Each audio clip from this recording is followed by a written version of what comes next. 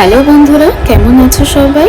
তোমাদের বলেছিলাম মেয়ের একটা লুক শেয়ার করব সরস্বতী পুজোর, সেটা নিয়েই চলে এসেছি। এখানে ওকে আমি শাড়ি পরিয়ে এভরিথিং করিয়ে রেডি করে দিয়েছি, কিন্তু মেকআপটা উনি করবেন। তাই সমস্ত আমার মেকআপ নিয়ে বসে পড়েছে নিজে মেকআপ করতে। আবার করবে কীরকম, বড়দের মতো মেকআপ করবে, আমরা যেভাবে মেকআপ করি সেরকম।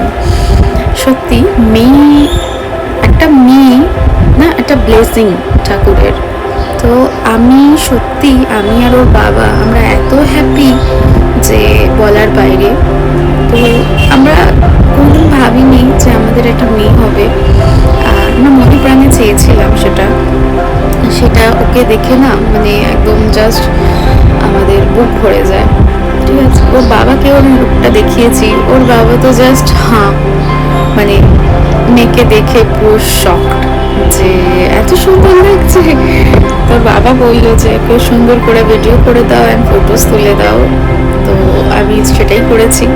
লুকটা কেমন লাগছে জানিও, ঠাকুরের মতোই লাগছে, খুব স্বাভাবিক, কিন্তু ছোট্ট সরস্বতী লাগছে। তবুও তোমরা কমেন্টে জানিও, অ্যান্ড ভিডিওটা লাইক, শেয়ার অ্যান্ড সাবস্ক্রাইব আর ভালোবাসা দিও।